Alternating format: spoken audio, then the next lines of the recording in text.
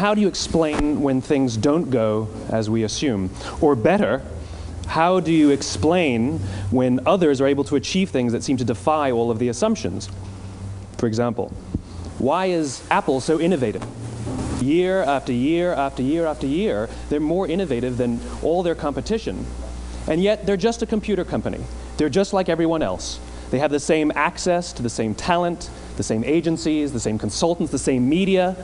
Then why is it that they seem to have something different? Why is it that Martin Luther King led the civil rights movement? He wasn't the only man who suffered in a pre-civil rights America, and he certainly wasn't the only great orator of the day. Why him?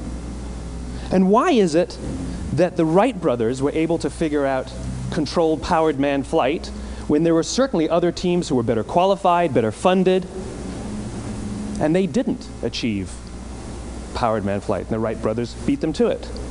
There's something else at play here.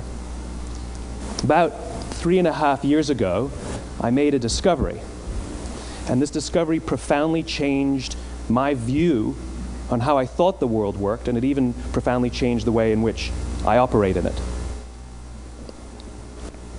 As it turns out, there's a pattern. As it turns out, all the great and inspiring leaders and organizations in the world, whether it's Apple or Martin Luther King or the Wright brothers, they all think, act, and communicate the exact same way, and it's the complete opposite to everyone else. All I did was codify it. And it's probably the world's simplest idea. I call it the golden circle.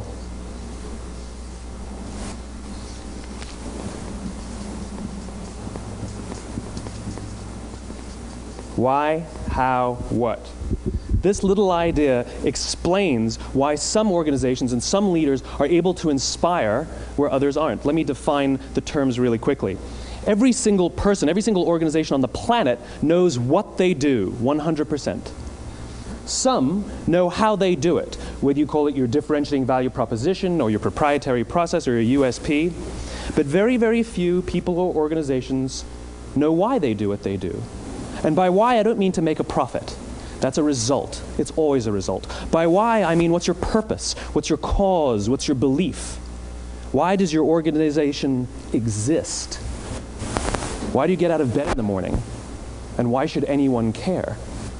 Well, as a result, the way we think, the way we act, the way we communicate is from the outside in. It's obvious. We go from the clearest thing to the fuzziest thing. But the inspired leaders and the inspired organizations, regardless of their size, regardless of their industry, all think, act, and communicate from the inside out. Let me give you an example. I use Apple because they're easy to understand and everybody gets it. If Apple were like everyone else, a marketing message from them might sound like this. We make great computers. They're beautifully designed, simple to use, and user-friendly. Want to buy one? Meh. And that's how most of us communicate. That's how most marketing is done, that's how most sales is done, and that's how most of us communicate interpersonally. We say what we do, we say how we're different or how we're better, and we expect some sort of behavior, a purchase, a vote, something like that. Here's our new law firm. We have the best lawyers with the biggest clients. We have, we always perform for our clients, do business with us. Here's our new car. It gets great gas mileage. It has, leather seats. Buy our car. But it's uninspiring. Here's how Apple actually communicates. Everything we do, we believe in challenging the status quo. We believe in thinking differently. The way we challenge the status quo is by making our products beautifully designed, simple to use, and user-friendly. We just happen to make great computers. Want to buy one? Totally different, right? You're ready to buy a computer from me. All I did was reverse the order of the information. What it proves to us is that people don't buy what you do, people buy why you do it. People don't buy what you do, they buy why you do it. This explains why every single person in this room is perfectly comfortable buying a computer from Apple. But we're also perfectly comfortable buying an MP3 player from Apple, or a phone from Apple, or a DVR from Apple.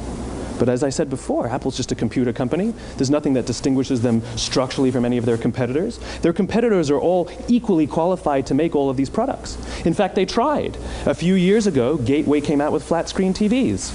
They're eminently qualified to make flat-screen TVs. They've been making flat-screen monitors for years. Nobody bought one.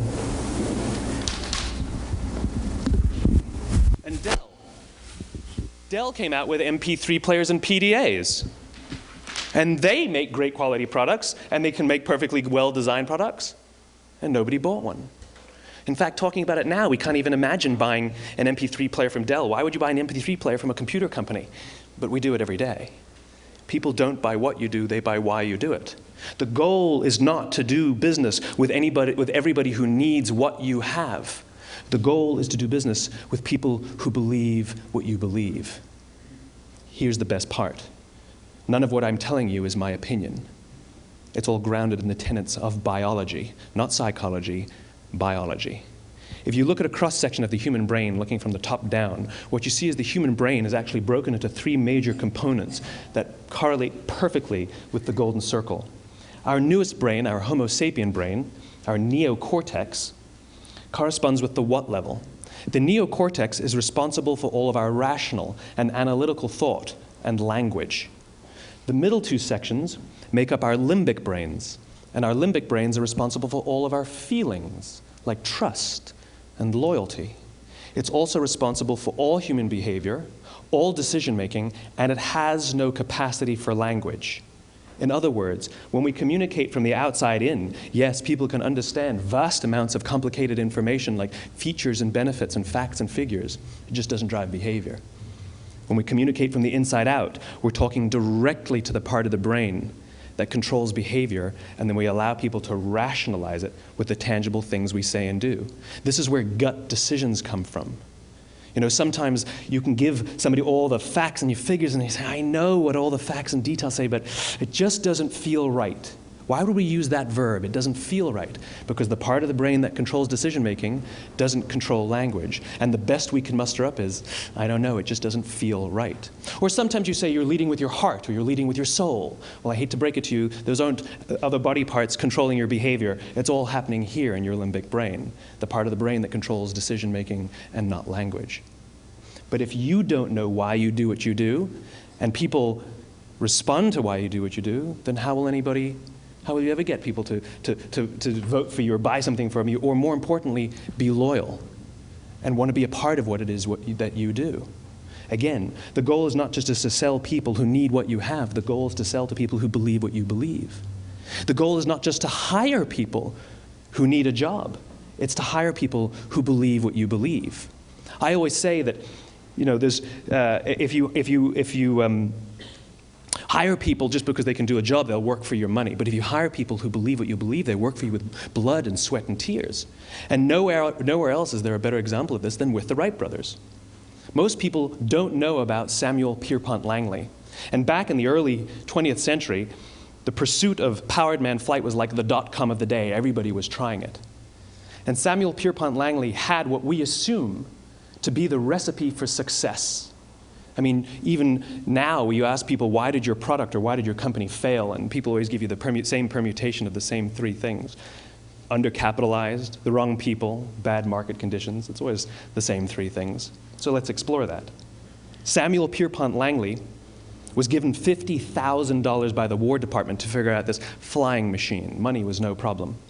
He held a seat at Harvard and worked at the Smithsonian and was extremely well connected. He knew all the big minds of the day. He hired the best minds money could find, and the market conditions were fantastic. The New York Times followed him around everywhere, and everyone was rooting for Langley.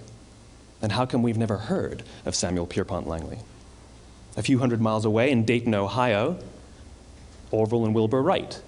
They had none of what we consider to be the recipe for success. They had no money. They paid for their dream with the proceeds from their bicycle shop.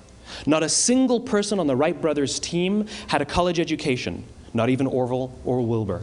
And the New York Times followed them around nowhere.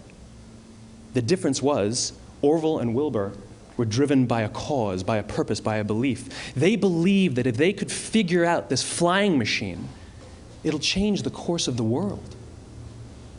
Samuel Pierpont Langley was different. He wanted to be rich, and he wanted to be famous. He was in pursuit of the result. He was in pursuit of the riches. And lo and behold, look what happened. The people who believed in the Wright brothers' dream worked with them with blood and sweat and tears. The others just worked for the paycheck. And they tell stories of how every time the Wright brothers went out, they would have to take 5 sets of parts because that's how many times they would crash before they came in for supper. And eventually, on December 17th, 1903, the Wright brothers took flight. And no one was there to even experience it. We found out about it a few days later. And further proof that Langley was motivated by the wrong thing, the day the Wright brothers took flight, he quit. He could have said, "That's an amazing discovery, guys, and I will improve upon your technology." But he didn't. He wasn't first, he didn't get rich, he didn't get famous, so he quit. People don't buy what you do, they buy why you do it. And if you talk about what you believe, you will attract those who believe what you believe. Well, why is it important to attract those who believe what you believe? Something called the Law of Diffusion of Innovation. And if you don't know the law, you definitely know the terminology. The first 2.5% of our population are our innovators. The next 13.5% of our population are our early adopters. The next 34% are your early majority, your late majority, and your laggards. The only reason these people buy touch-tone phones is because you can't buy rotary phones anymore. We all sit at various places at various times on the scale, but what the Law of Diffusion of Innovation tells us is that if you want mass market success or mass market acceptance of an idea, you cannot have it until you achieve this tipping point between 15 and 18% market penetration, and then the system tips. And I love asking businesses, what's your conversion on new business? And they love to tell you, oh, it's about 10%, proudly. Well, you can trip over 10% of the customers. We all have about 10% who just get it. That's how we describe them, right? That's like that gut feeling, oh, they just get it. The problem is, how do you find the ones that just get it before you're doing business with them versus the ones who don't get it? So it's this here, this little gap, that you have to close, as Geoffrey Moore calls it, crossing the chasm. Because you see, the early majority will not try something until someone else has tried it first. And these guys, the innovators and the early adopters, they're comfortable making those gut decisions. They're more comfortable making those intuitive decisions that are driven by what they believe about the world, and not just what product is available. These are the people who stood online for 6 hours to buy an iPhone when they first came out, when you could have just walked into the store the next week and bought one off the shelf. These are the people who spent $40,000 on flat screen TVs when they first came out, even though the technology was substandard. And by the way, they didn't do it because the technology was so great. They did it for themselves. It's because they wanted to be first. People don't buy what you do, they buy why you do it. And what you do simply proves what you believe. In fact, people will do the things that prove what they believe.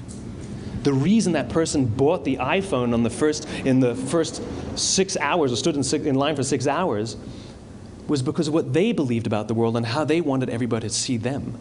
They were first. People don't buy what you do, they buy why you do it.